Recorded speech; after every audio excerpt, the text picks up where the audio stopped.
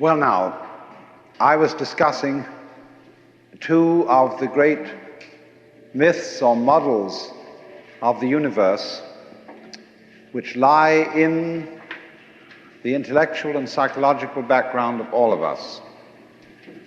The myth of the world as a political, monarchical state in which we are all here on sufferance as subjects of God, in which we are made artifacts who do not exist in our own right. God alone, in the first myth, exists in his own right. And you exist as a favor, and you ought to be grateful. It's like your parents come on and say to you, maybe, look at all the things we've done for you, all the money we spent to send you to college, and you turn out to be a beatnik. You're a wretched, ungrateful child.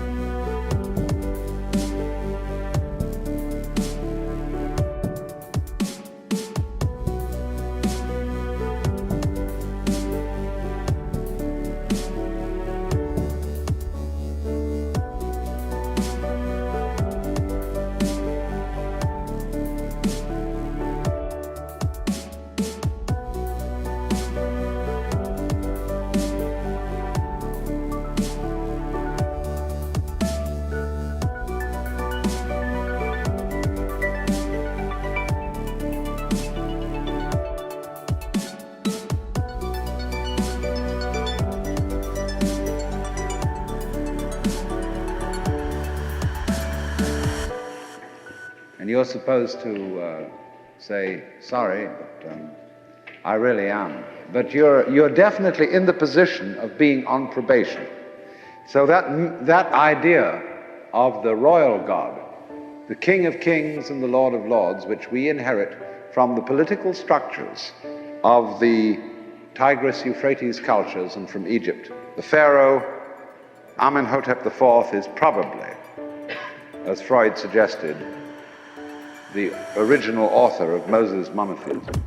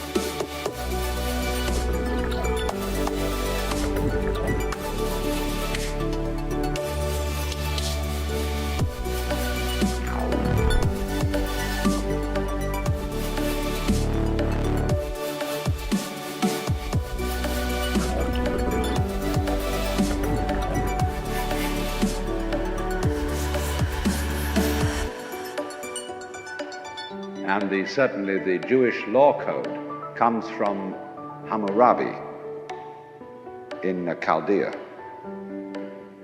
And these men lived in a culture where the pyramid and the ziggurat is a Chaldean version of the pyramid, indicating somehow a hierarchy of power. From the boss all the way down. And God, in this first myth that we've been discussing, the ceramic myth, is the boss.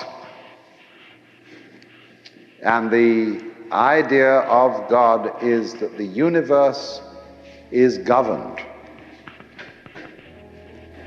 from above. But you see, this parallels and goes hand in hand with the idea that you govern your own body, that the ego, which lies somewhere between the ears and behind the eyes in the brain, is the governor of the body. And so we can't understand a system of order, a system of life in which there isn't a governor. O Lord, our governor, how excellent is thy name in all the world.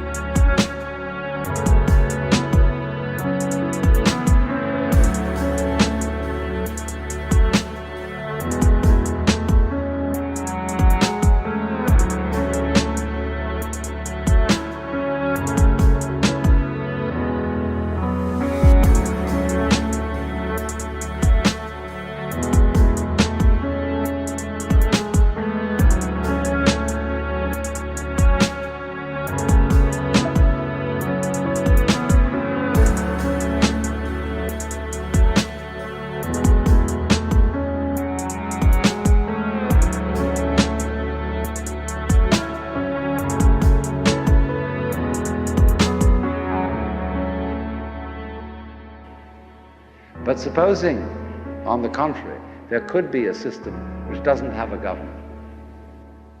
That's what we are supposed to have in this society. We are supposed to be a democracy and a republic. And we are supposed to govern ourselves. And yet, as I said, it's so funny that Americans can be politically Republican. I don't mean Republican in the party sense. And yet, religiously monarchical. It's a real strange contradiction. So what is this universe?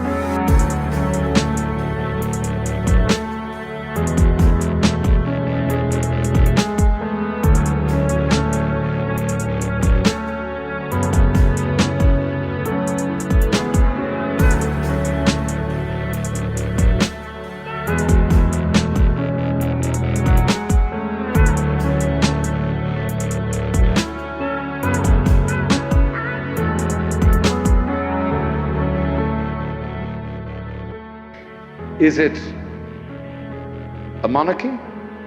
Is it a republic? Is it a mechanism or an organism? Because you see, if it's a mechanism, either it's a mere mechanism, as in the fully automatic mode, or else it's the mechanism under the control of a driver, a mechanic. If it's not that, it's an organism. And an organism is a thing that governs itself. In your body, there is no boss. You can argue, for example, that the brain is a gadget evolved by the stomach in order to serve the stomach for the purposes of getting food.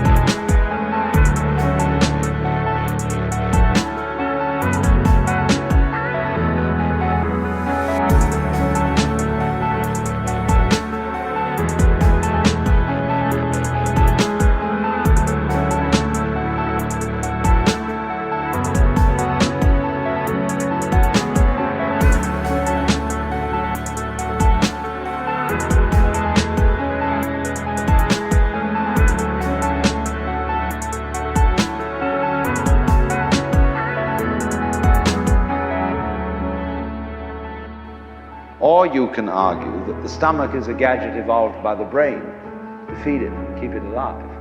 Whose game is this? Is it the brain's game or the stomach's game? It doesn't make, actually, they're mutual. The brain implies the stomach implies the brain, and neither of them is the boss. You know that story about all the limbs of the body? It said, the hands said, we do all our work, the feet said, we do our work, the mouth said, we do all the chewing, and here's this lazy stomach who just gets it all and doesn't do a thing. He doesn't do any work, so let's go on strike.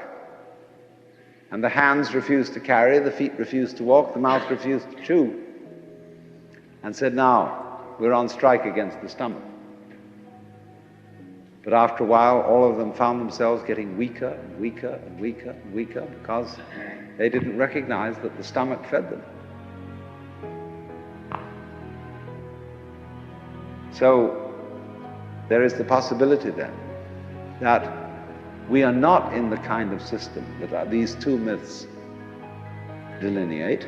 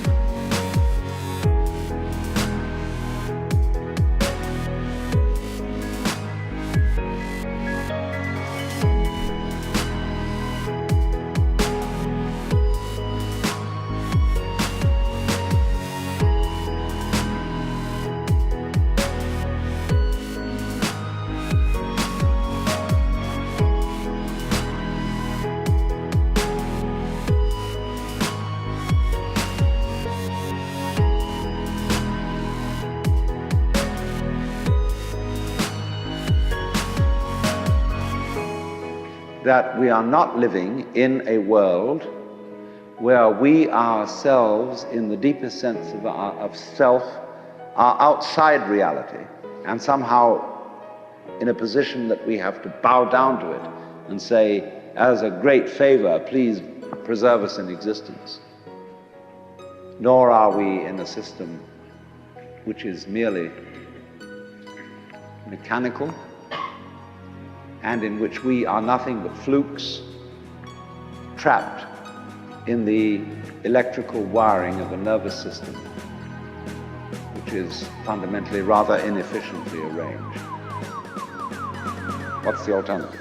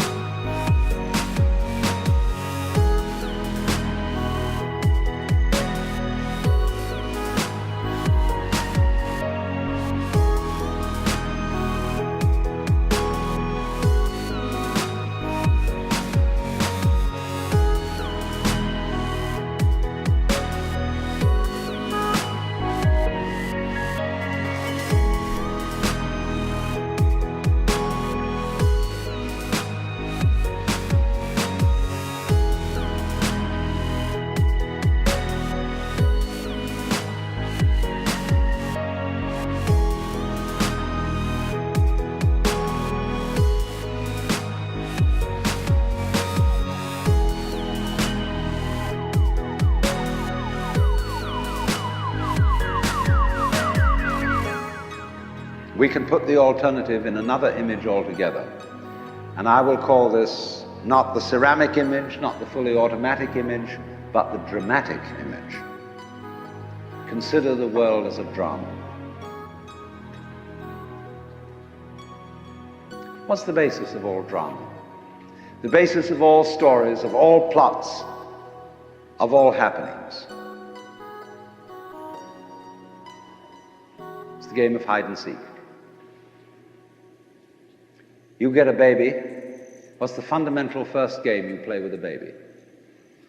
You put a book in front of your face, and you peek at the baby like this. The baby starts giggling. Because the baby is close to the origins of life.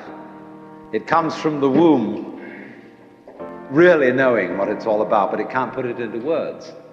See, what every child psychologist really wants to know is to get a baby to talk psychological jargon and explain how it feels. But the baby knows. You do this and this, and the baby starts laughing because the baby is a recent incarnation of God.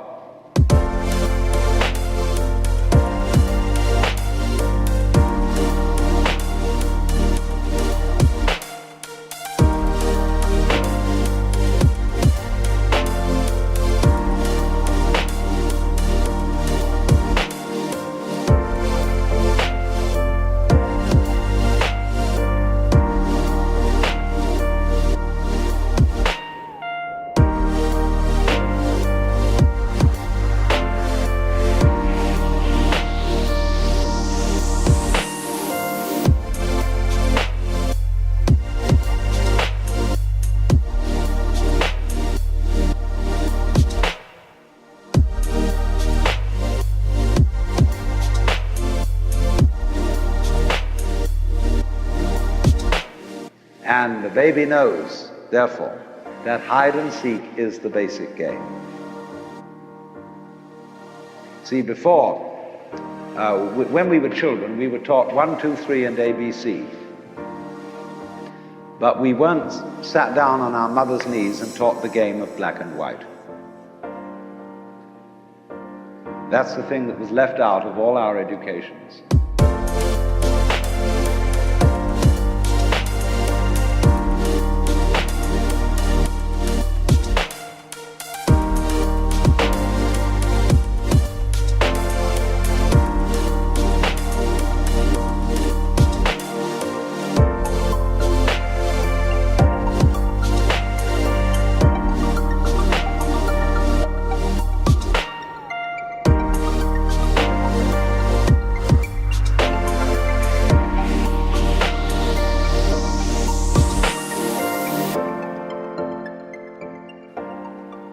That life is not a conflict between opposites, but a polarity. The difference between a conflict and a polarity is simply, when you say about opposite things, we sometimes use the expression, these two things are the poles apart. You say, for example, with someone with whom you totally disagree, I'm the poles apart from this person. But your very saying that gives the show away. Poles. Poles are the opposite ends of one magnet. And if you take a magnet, there's a north pole and a south pole. All right, chop off the south pole, move it away. The piece you've got left creates a new south pole. You never get rid of the south pole. Things may be the poles apart, but they go together. And you can't have the one without the other. That's the basic idea of polarity. But what we are trying to imagine is the encounter of forces that come from absolutely opposed realms that have nothing in common. When we say of two personality types that they're the poles apart, we are trying to think eccentrically instead of concentrically.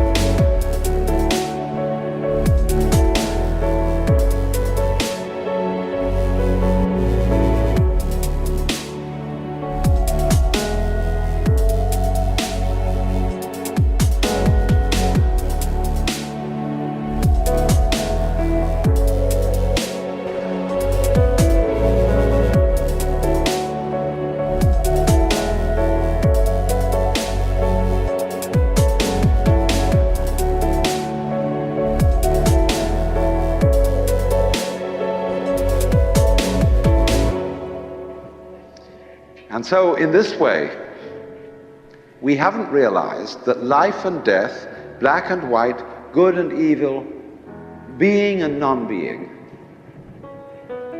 come from the same center. They imply each other, so that you wouldn't know the one without the other. Now, I'm not saying that that's bad. That's fun. You are playing the game that you don't know that self and other go together in just the same way as the two poles of the magnet.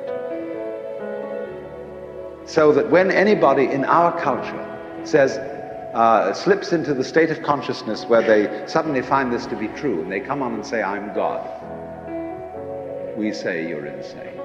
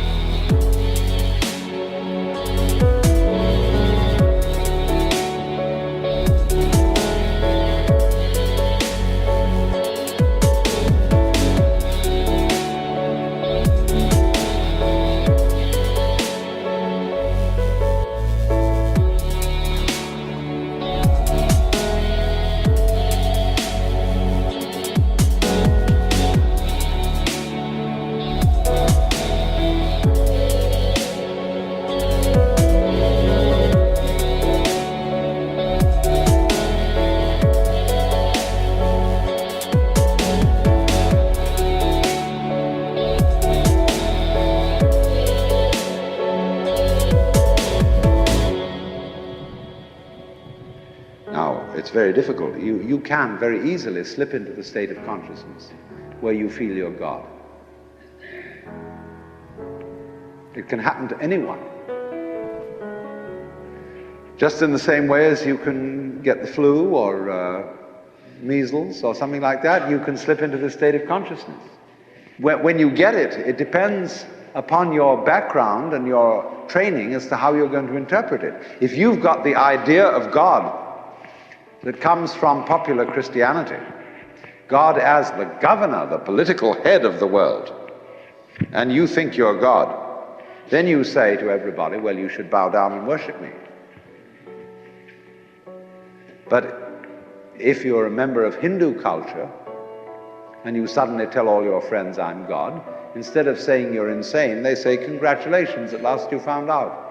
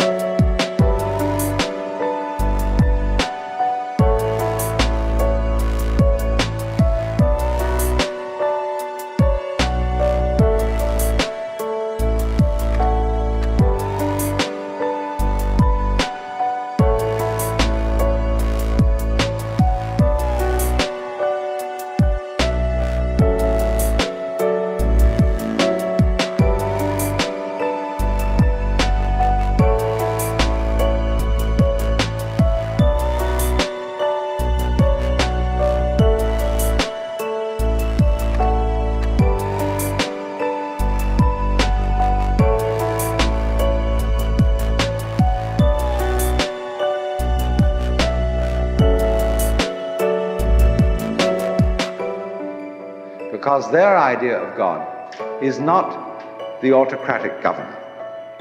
When they make images of Shiva, say he has 10 arms.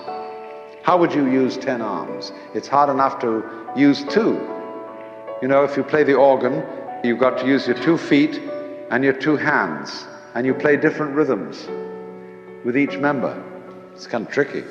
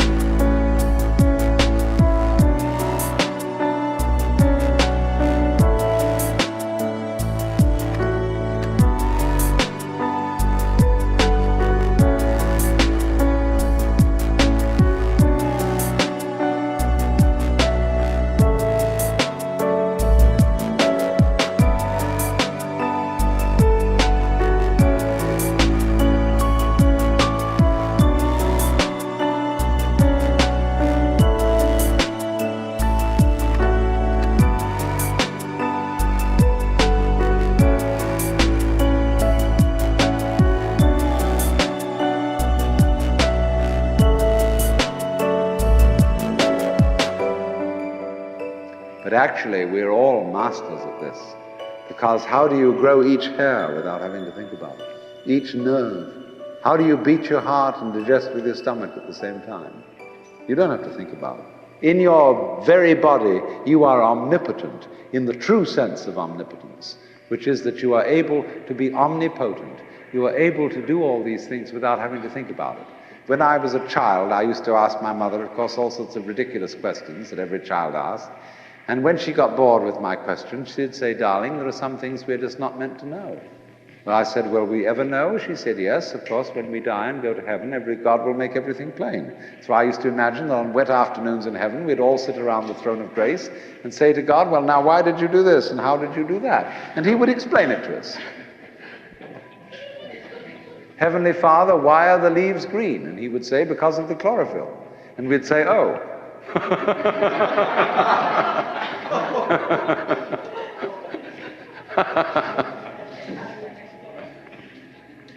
But in the Hindu universe, you would say to God, "How did you make the mountains?"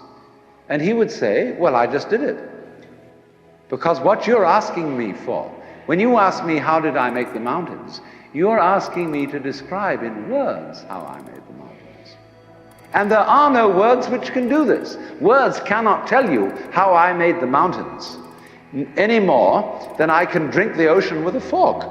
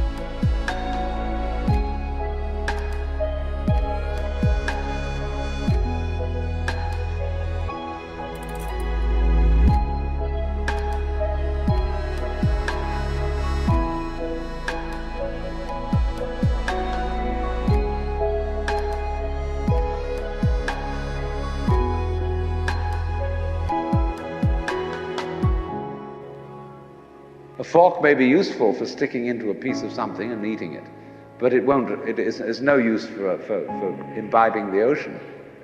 It would take millions of years. So it would take millions of years. In other words, you would be bored with my description long before I got through it if I put it to you in words. Because I didn't create the mountains with words. I just did it. Like you open and close your hand. You know how to do this, but can you describe in words how you do it? But you do it. You are conscious, aren't you? Do you know how you manage to be conscious? Do you know how you beat your heart? Can you say in words, explain correctly how this is done? You do it, but you can't put it into words. Because words are too clumsy. And yet you manage this expertly for as long as you're able to do it.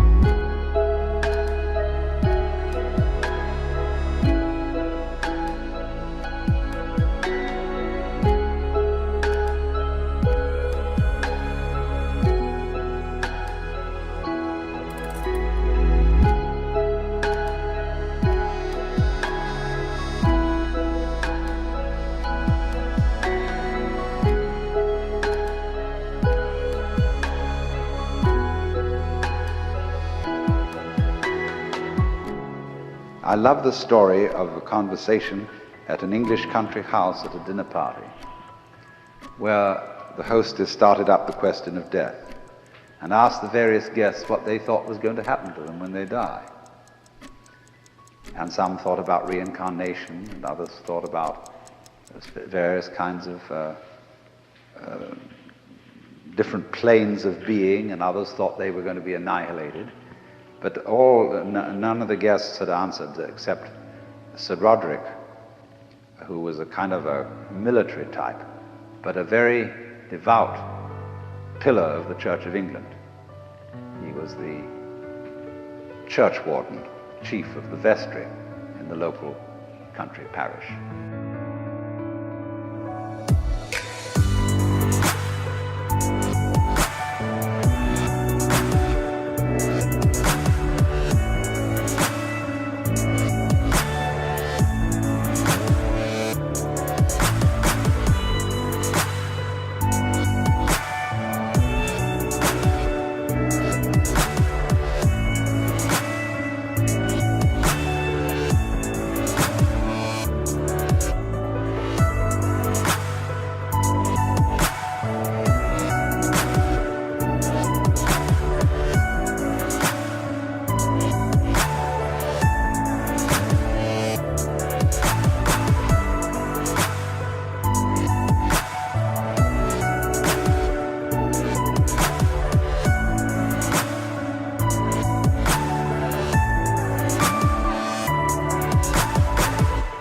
The lady said, "Sir Roderick, you haven't said a word. What do you think is going to happen to you when you die?" "Oh," he said, "I am perfectly certain that I shall go to heaven and enjoy everlasting bliss, but I wish you wouldn't indulge in such a depressing conversation."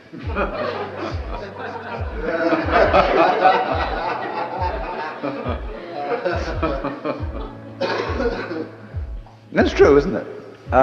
Death in the Western world is a real problem.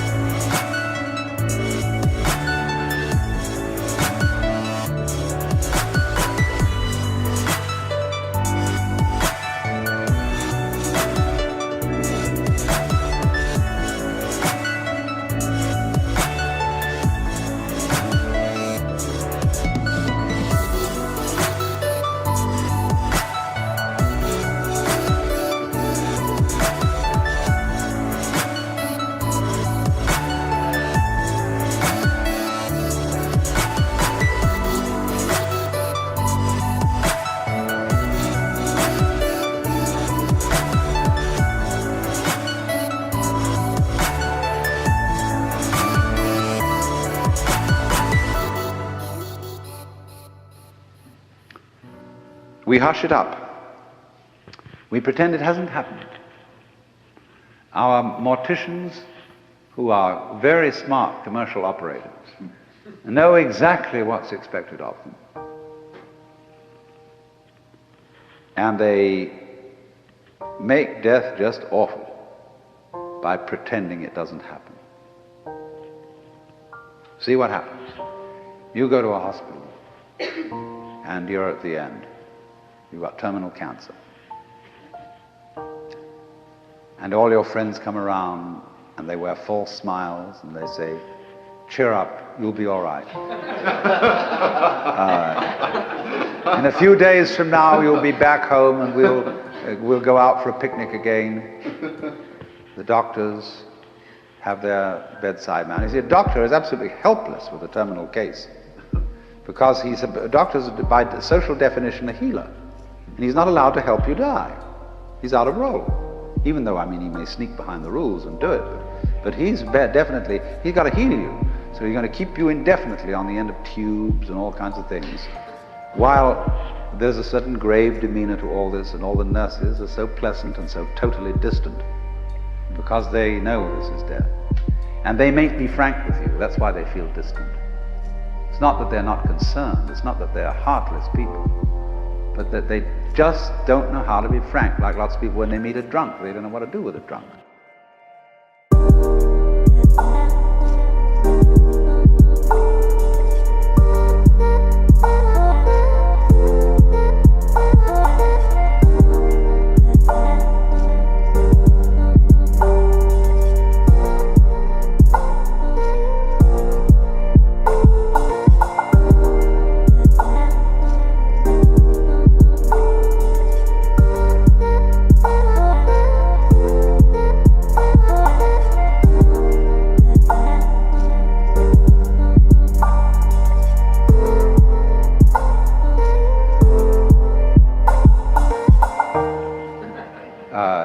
Because he's not behaving right. And so, when you're dying, you're not behaving right. You're supposed to live. See, so we don't know what to do with a dying person. We don't get around that person and say, listen, man, listen, I've got the news for you. You're going to die. And this is going to be great. Look, no more responsibilities. Don't have to pay those bills anymore. Don't have to worry about anything. You're going to just die.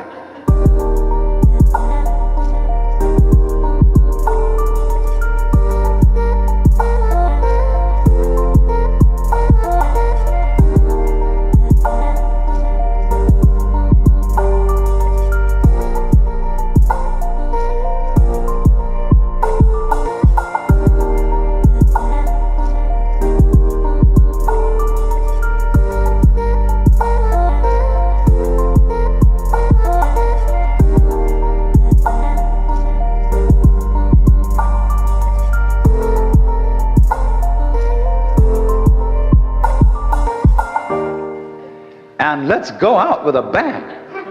Let's have a party, see? We'll put some of that morphine in you so that you won't hurt too much.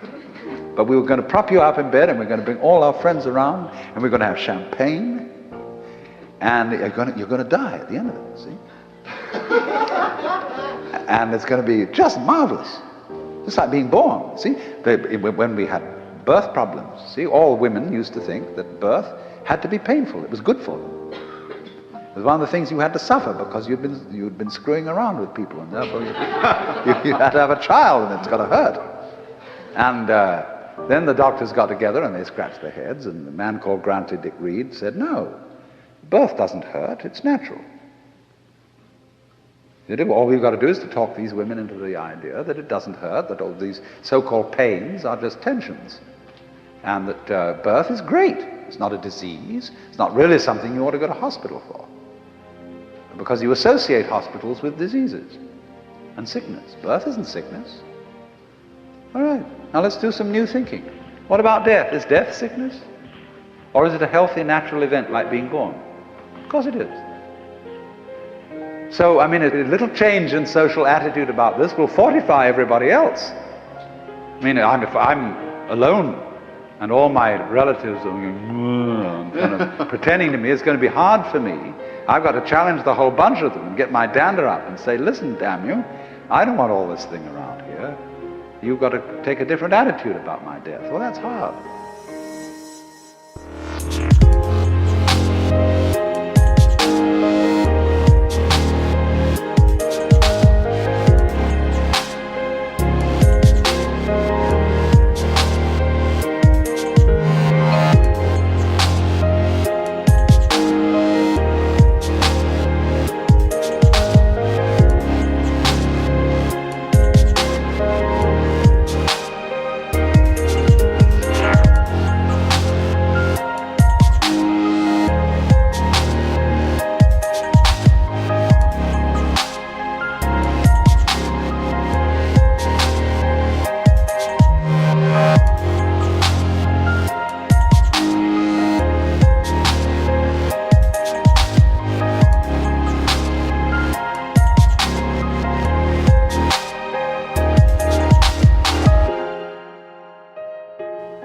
But if everybody helps me, and we do, we're all one body, They all come around and say, congratulations, you're going to die.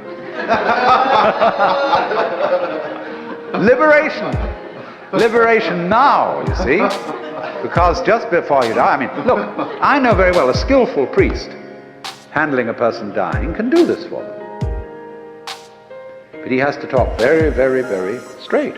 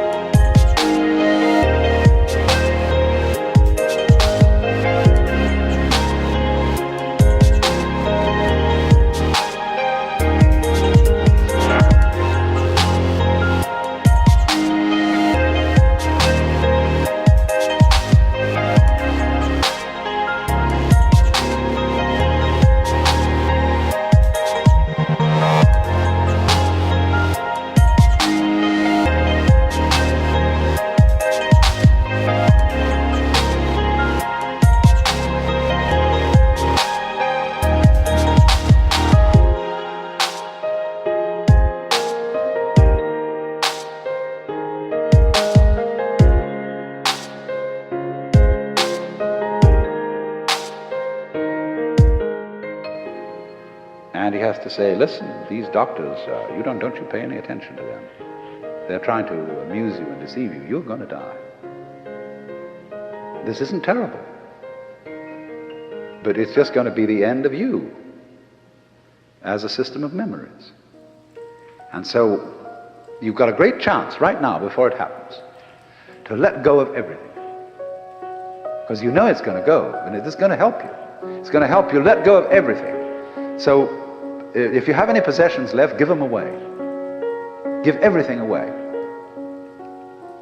And if you have anything to say that is you felt that you ought to say before you die, and that you're kind of hanging on to and it's bothering you, say it. I mean, I don't mean necessarily a last confession, but say it said that Adlai Stevenson, shortly before he died, said that he had been making a monkey of himself because he didn't agree with the government's policy about something or other.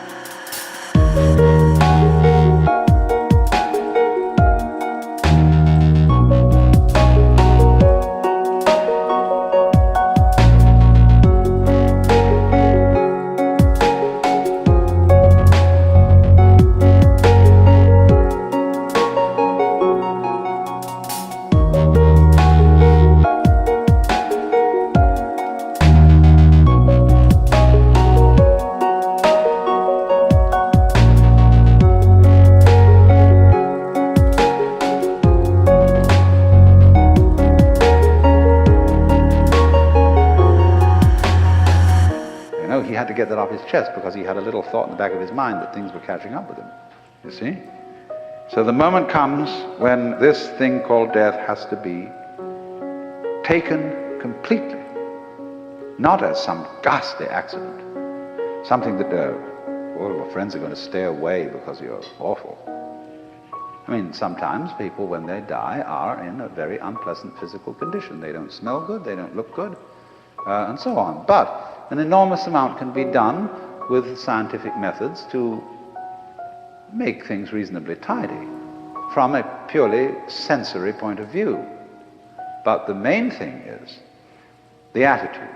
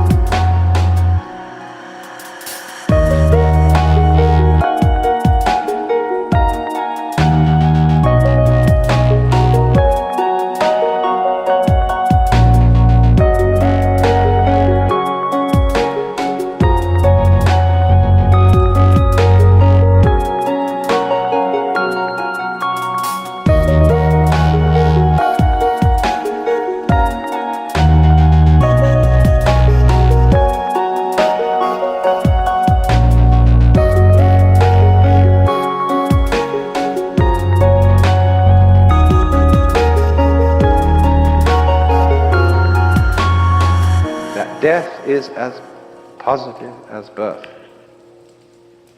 and should be a matter for rejoicing, because death is the symbol of the liberation. There is a wonderful saying that Ananda Kumaraswamy used to quote.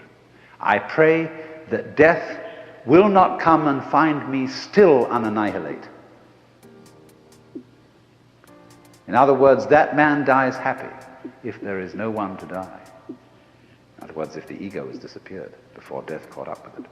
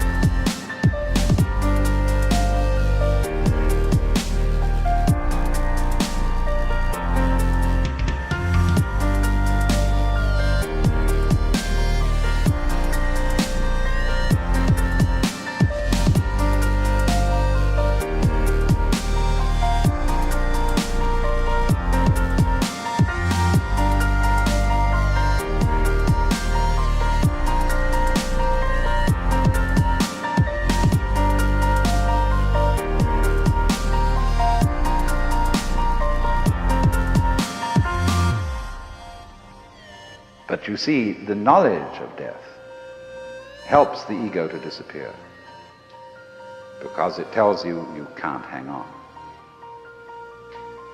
So what we need, if we're going to have a good religion around, that's one of the places where it can start. Having, I don't know, well, nowadays I suppose they'd call it the Institution for Creative Dying.